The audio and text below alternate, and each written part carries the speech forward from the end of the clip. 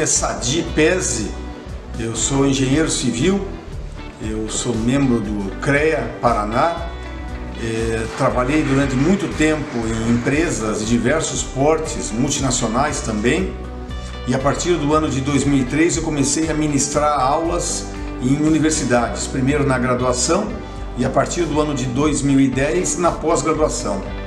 Eu sou professor de comportamento do consumidor, pesquisa mercadológica, gestão de marketing, a parte de gestão de preço e inteligência e competitividade mercadológica. Trabalho como consultor, eu tenho uma empresa que faz exatamente a parte de pesquisas, consultoria e desenvolvimento de treinamentos em equipes de alta performance. Eu gosto muito daquilo que eu faço, tenho o maior prazer em dar aula, e é da aula realmente que a gente consegue aprender mais, né? Porque com os alunos a gente aprende a se desenvolver e ser cada vez mais um profissional mais adequado para as mudanças de mercado.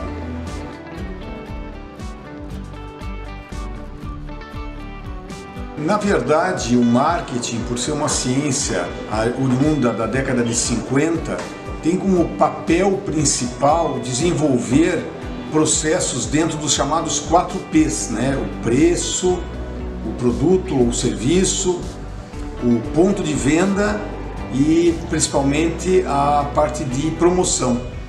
E hoje em dia, por conta dessa globalização, muitos produtos estão tendo uma dificuldade de se manter no mercado porque a curva de consumo desse produto tem ficado cada vez menor. O que eu defendo? Eu acredito muito que o marketing ele não pode ser simplesmente uma ciência presa a um departamento. A empresa toda ela tem que pensar marketing. A empresa toda, do funcionário mais ou menos ou mais graduado, todos eles têm que entender que o marketing faz parte do seu dia a dia. E isso realmente fará com que a organização se torne mais perene. Quando a gente fala em disrupção, e essa é uma confusão grande na cabeça de muitas pessoas sobre o que é a disrupção é exatamente o aproveitamento de um determinado processo que já se utiliza, feito com que ele, em uma escala cada vez maior, ele modifique algum status quo. O primeiro disrupção importante que teve foi o arreio do cavalo, porque antes da criação do arreio do cavalo, ninguém conseguia ficar em cima de um cavalo. Então a pessoa que criou o arreio do cavalo, ela teve uma disrupção. Então, se a gente começar a olhar esse modelo para os nossos dias atuais, quem sabe muitos dos gestores que nós encontramos têm que olhar a disrupção e a própria inovação como algo constante. Aliás, isso pode ser muito bem observado dentro da qualidade, né? Quando você fala em melhoria contínua, o Kaizen. Isso é exatamente o mesmo modelo que a gente tem hoje para o marketing. O marketing sempre evoluindo e sempre se tornando cada vez mais adaptável ao mercado.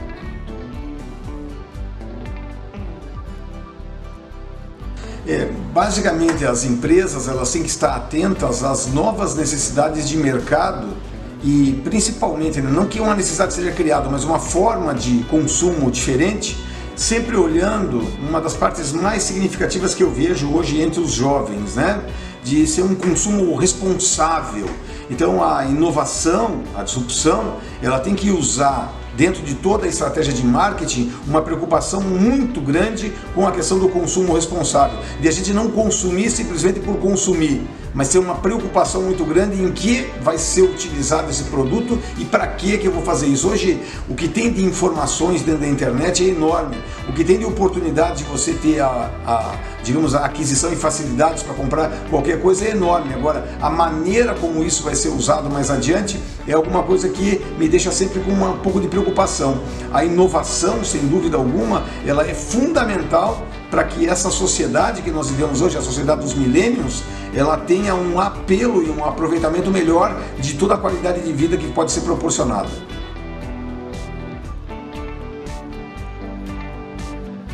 A primeira questão significativa é que se eu perguntar, né, olhando para aquela pessoa que está assistindo lá do outro lado, se ela pretende se aposentar na empresa que ela está trabalhando hoje, se ela é um millennial, né, alguém que não tem ainda a faixa etária dos 30 anos de idade, com toda certeza não. Ela vai dizer que ela quer abrir o seu próprio negócio. Então isso realmente é a válvula propulsora de todo o movimento de montagem de startups. Ou seja, as startups elas estão surgindo justamente porque a maioria dos jovens hoje não quer ficar preso a uma empresa realizando tarefas que sejam rotineiras e muitas vezes cansativas. Eles querem desenvolver com os seus próprios propósitos novas ideias, novos valores dentro da própria sociedade. Isso é uma dificuldade muito grande para alguns, né? Porque nem toda ideia, embora ela seja boa, ela vai conseguir encontrar dentro do mercado pessoas que estejam dispostas a fazer um investimento. Então é muito importante que antes de se colocar uma ideia em prática, se planeje. E um dos elementos principais dentro desse planejamento é olhar o marketing. É o marketing que vai fazer com toda certeza a percepção de valor por parte dos interessados em investir, dos anjos, né? E de transformar esse negócio, que num primeiro momento é apenas um sonho, é um plano, em algo concreto e que realmente dê um resultado significativo para aquele que quer investir.